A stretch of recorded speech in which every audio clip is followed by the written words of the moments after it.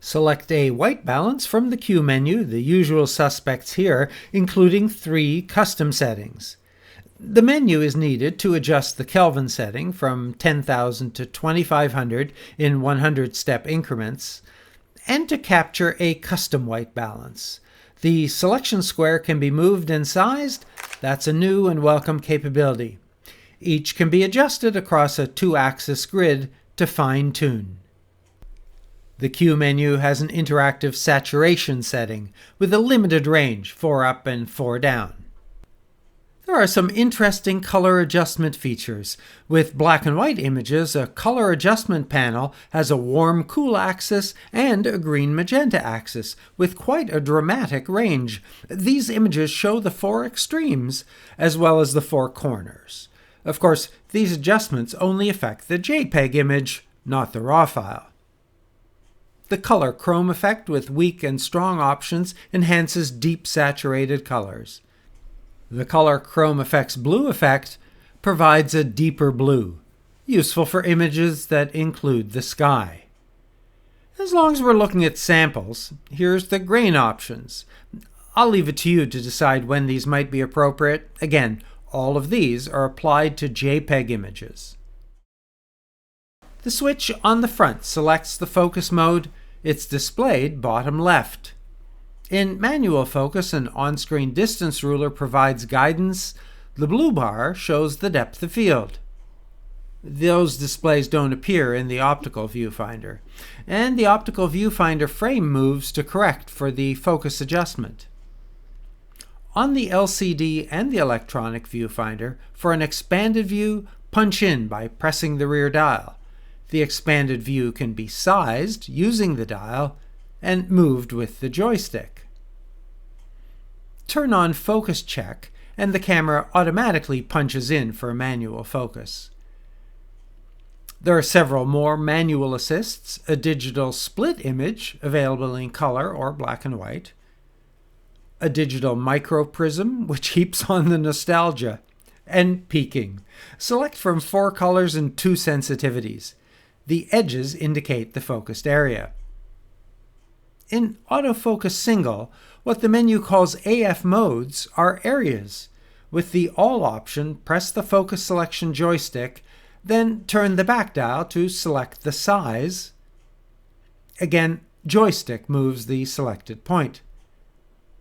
There are not as many size options available when using the optical viewfinder. The menu offers a corrected AF frame. For close focus, when the object is less than 50 centimeters, the corrected frame shows the more accurate position of the focus area. These are the 117 default points, which cover nearly the entire screen. The number of points can be increased to 425, useful for pinpoint focus. Focus, whether at the center or at the edges, is phase detect fast, and impressive in low light situations. Using continuous focus mode, wide becomes tracking, with a selection area that can be moved. Press the shutter and it tracks the object, but not as consistently as I'd like. The X-Pro3 also includes face and eye detection, and will help us demonstrate. Anne's face and eyes are detected, but not completely reliably, and from defocus it seems slower than other Fujifilm models, and it's uncertain as Anne moves around. That said, it was useful when shooting the radio noir actors in a radio play, or taking shots of winemaker Katie Dickinson in a dark cellar space. There's a flash hot shoe compatible with Fujifilm's flash protocol. There's no flash included in the box. The flash section of the menu offers an extensive set of controls to manage onboard and external flashes with settings based on the capability of the flash. The X-Pro3's default all-mechanical shutter's fastest speed is 1/8000. The silent electronic shutter is capable of 1/32,000. According to Fujifilm, the electronic front curtain provides higher image quality at shutter speeds under 1/2000. I didn't evaluate that. A hybrid mode switches to electronic when higher shutter speeds are selected. A second hybrid switches from electronic front to mechanical above 1/2000. The third hybrid option combines the first two. This provides good flexibility. But when we try to use Sports Finder, it's not compatible. The warning is an exception in the menu, as in most cases the menu dims out the selection without a message. Sports mode reduces the image area to the equivalent of M, or 16 megapixels, although there are 3 aspects available. You can see that area on the electronic screen. The larger view outside the image area enables you to anticipate the action. A second anticipation option, pre-shot, indicates that burst electronic shutter must be selected, but this time the option is dimmed out when it's not available. Burst electronic is a drive option, but it's not available until the electronic shutter is on. Why doesn't it just turn it on? So back to the shutter settings. And wouldn't it make sense to have these shutter-dependent settings closer to the shutter options? Just saying. Of course, there's my menu, so I can configure what I want. So, electronic shutter on, electronic burst on, and now pre-shot can be activated. Now, it starts buffering when the shutter is soft pressed, here at 55 seconds, and saves about 20 images before the shutter's fully pressed at 1 minute. Scrolling back, there's about a second's worth of images. That should overcome any electronic display or shutter lag. With all those Conti Unhouse modes to try, a typo I'm sure will be fixed soon, I turned pre-shot off, formatted a UHS-2 card, set the image size to large 3x2 26 megapixel fine JPEG, all manual settings with a shutter speed of 1/1000. The default electronic is 20 frames, and that sound you hear is the shutter simulation. It captures 20 images for about 4 seconds, and then you can hear it stutter, slowing to 12 per second. About 8 seconds to clear the buffer when it's done. Use the sound settings to turn the shutter sound effect off. Electronic burst goes up to 30 with a 1.25 crop, saving 17 megapixel images. With the sound off, the only indication that it's shooting is the flashing burst symbol. 30 frames is maintained for about 2 seconds, then slows to 16 per second. Let's go back to the mechanical shutter in 26 megapixels, where the highest setting is a very audible 11 frames per second, which is maintained as long as you hold the shutter button down. And then there's no buffer clearing delay. Very impressive. The drive menu offers brackets. ISO from 1/3 to a full stop, 1 exposure saves 3 images, and a white balance bracket. 4 more brackets are collapsed onto a single line, auto exposure. Here use the menu to select the frames up to 9 and the step up to 3 stops. Ruler along the bottom shows the 24 stop range that will capture. This does take multiple exposures. Select continuous or signal. Film simulation, where the menu selects your choices, and dynamic range. A focus bracket can be set manually with up to 999 images and a step from 1 to 10. The actual distance is lens dependent. Interval sets the time between images. 0 equals continuous. Then select Focus Burst from the Drive menu, press the shutter to take the images. Manual takes some trial and error, and I found 50 images with a step of 10 provided the images I needed for these tulips. You may find it simpler to use the auto setting, select the closest and the furthest distance, and then press the shutter to take the images. It decided that 128 were needed. Either way, take the images to Photoshop to create the photo stack and an image with all of my tulips in focus. The Drive menu also hosts the Advanced filters, a selection of effects that you can apply to JPEG images. This mode does support RAW plus JPEG, so even if you've made a bad decision, you also have the original.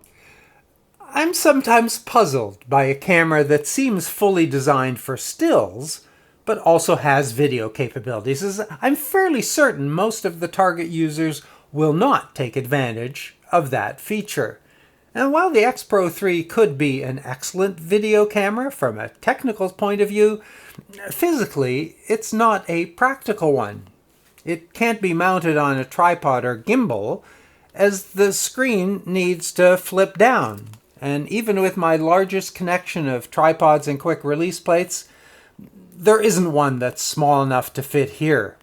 So while you may be able to shoot with the screen facing up, that's not really a workable solution.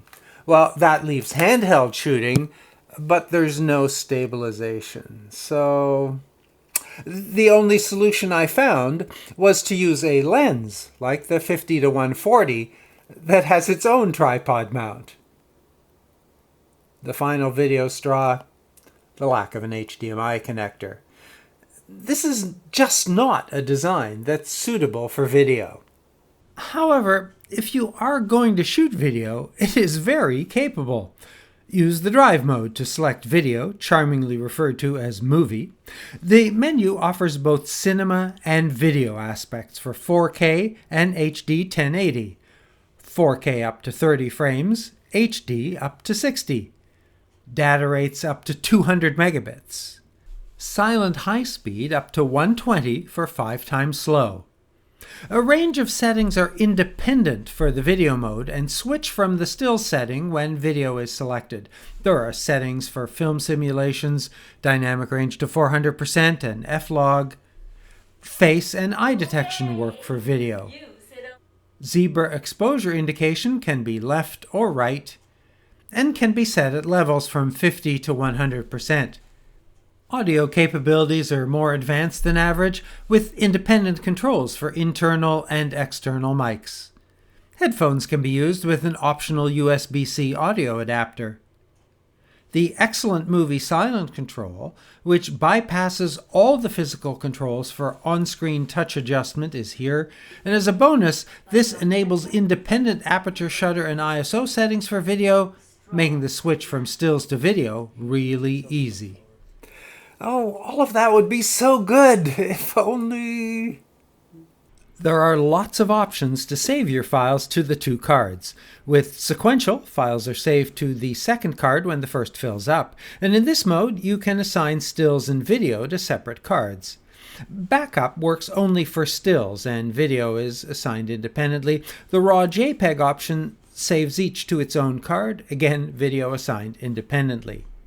No matter how much we like this old-school camera, we're not Luddites. The free Fujifilm Camera Remote app turns a smartphone or tablet into a useful accessory. There are settings to transfer the phone's time and GPS location to the camera.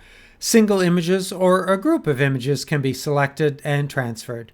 There's a setting to send all new images to the phone. The app also functions as a remote, both for pictures and for video, but the capabilities are limited. The app's best feature is the firmware update, which tells you it's available and then does everything for you. Playback options include displaying all of the settings and parameters related to the image. Voice memos can be recorded and played. The playback menu can crop, remove red eye, and copy files from one card to another.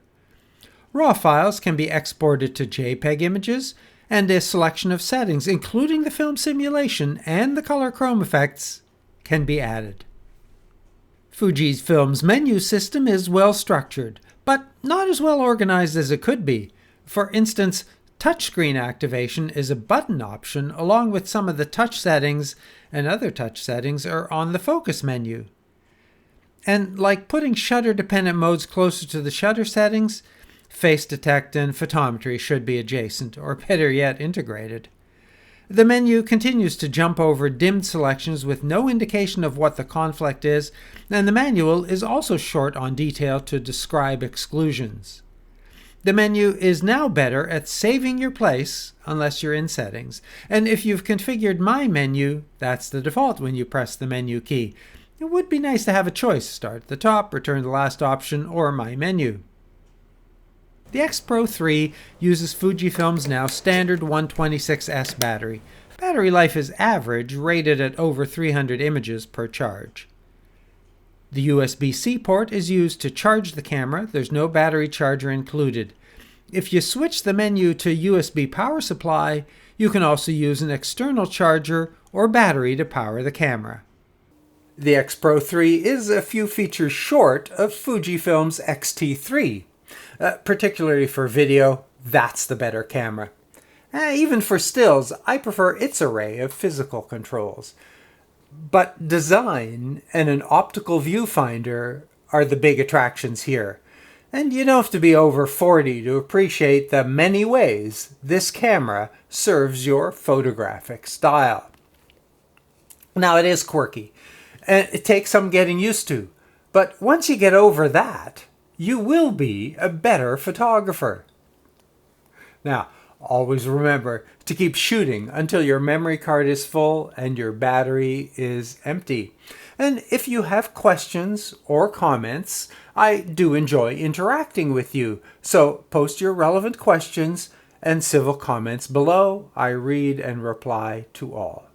I'd like to thank all of my subscribers. Your interest and support is appreciated.